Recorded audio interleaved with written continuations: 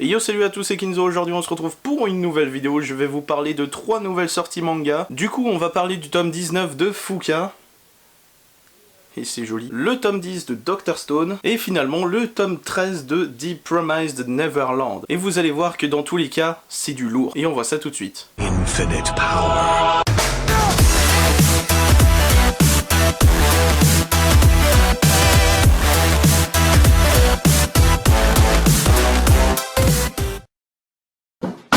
Tout d'abord, Fuka tome 19. Alors je pense que si vous avez cliqué sur cette vidéo, ça doit surtout être pour TPN ou Dr. Stone, mais on va quand même parler de Fuka. Voilà le synopsis au dos du manga. Pour pouvoir continuer à jouer sur scène, les Blue Whales décident d'organiser un festival de musique en plein air. Mais la directrice de Zeta Music est prête à tout pour le faire annuler. Heureusement, de nombreux artistes se mobilisent et une surprise attend le public. Le groupe du moment va se produire sur scène, sous une forme inédite, de quoi faire plaisir aux fans de rock. Pour ça, c'est le synopsis au dos du bouquin que je trouve particulièrement éclaté, donc on va le faire à ma version. Les Blue Whales galèrent pour trouver de la thune, mais d'anciens persos reviennent pour les aider et le festival peut se faire et tout le monde est content. Fuka Aoi se baigne à poil. Wow. Les Hedgehogs se ramènent et c'est la classe, mais vu que Tama a plus de voix, bah c'est Koyuki qui chante à sa place. C'est ma waifu! No waifu, no waifu.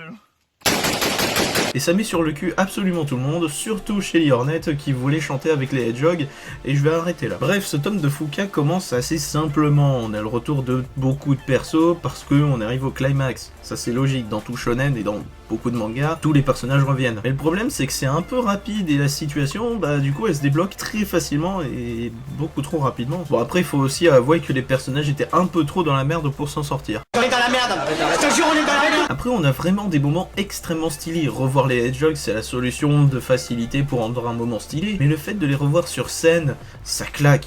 Et puis c'est Koyuki qui remplace Tama au chant, mais... oh là là. Perfection. Et étant donné qu'on arrive au climax du manga, chaque groupe de musique ou artiste a son moment. Shelly Hornet qui fait sa tsundere, les Libards, le Bard, Lib... Bon, vous voulez qu'on passe à la suite ? Bon, je vous comprends, mais dites-vous que Fuka est un très bon manga de musique sous fond de comédie romantique. C'est vraiment un manga très intéressant, c'est un bon manga, il faut le lire. Et il y a des nanas à poil. Wow. Maintenant, parlons du 10e tome de Dr. Stone. Après la trahison de Yoga, Senku et Tsukasa décident d'unir leurs forces et de l'affronter en équipe, ce qui tient du miracle. Senku et ses camarades projettent de percer le mystère de la pétrification, mais pour cela, ils auront besoin d'un bateau et d'un capitaine. L'ère des grandes explorations maritimes est sur le point de débuter. Et du coup, on a droit à l'alliance de Senku et de Tsukasa, ce qui est logique d'un point de vue scénaristique de shonen. Le premier méchant devient gentil et prône des valeurs de sacrifice pour abattre le dernier méchant de l'arc. Cette analyse était bien trop professionnelle, envoyez une blague.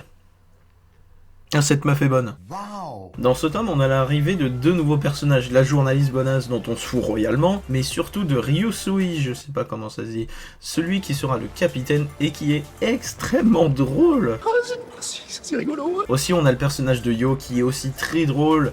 Enfin, globalement, tous les personnages de Dr. Stone sont hilarants, ils ont tous leurs moments à eux, ce qui les rend tellement attachants et donne ce ton vraiment unique à Dr. Stone. Le tome se termine sur Senku, Chrome et Ryusui, en montgolfière, prête à découvrir la vérité sur la pétrification. Donc à mon avis, le tome 11 va être dingue. En bref, j'ai hâte pour la suite. Et pour finir, parlons du 13e tome de The Promised Neverland. La relative tranquillité d'Emma et les siens vole brusquement en éclats quand, pour la première fois, un commando de soldats attaque. Sur ordre de James Rattray, la troupe d'élite menée par l'impitoyable Andrew a pris d'assaut le refuge. Alors qu'Emma et les enfants s'enfuient, Hugo et Lucas décident de faire front, armes au poing. Et mine de rien, Lucas et Hugo, ils se démerdent bien, ils en défoncent du méchant et ça crache du sang. Même moi j'ai été un peu surpris de cette violence, cette quantité d'hémoglobine. Ça prend des balles dans la tête, ça crache du sang, c'est pas très propre hein. C'est dégueulasse. Alors attention, je vais spoiler, même si à mon avis c'est plutôt logique. Du coup, allez à ce timecode. C'est bon ? Allez, effectivement, Hugo et Lucas vont se sacrifier pour permettre à la bande de se barrer. Et ils déméritent pas, ils en imposent avant de mourir et de tout faire péter en toute simplicité.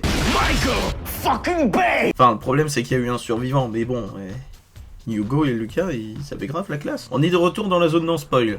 C'est ok ? Bien, on continue. Une fois que Emma et compagnie arrivent à s'en sortir, ils croisent 2 autres survivants, comme, de part, hasard, qui vont les emmener vers une nouvelle communauté, mais avant il va falloir cambrioler une ferme pour récupérer des médocs. Cambrioler une putain de ferme juste pour des médocs. Mais c'est de la merde! Bah ouais, en plus c'est giga risqué, juste pour quelques médocs, pour soigner un random. Perso, moi je le laisse crever le gamin. Ah bah on a autre chose à foutre, il faut bien faire avancer le scénario aussi. Bon après ça on verra dans le tome 14 si cette escapade dans une autre ferme durera longtemps. Mais y a pas intérêt à ce qu'elle dure trop, on sentira rapidement que c'est fait pour rallonger le manga. Et faire rallonger un manga, c'est le meilleur moyen de se foirer. Et du coup j'ai peur de la déception. Quelle déception. Cette vidéo est finie, je vous laisse sur une jolie image. Wow! Au revoir.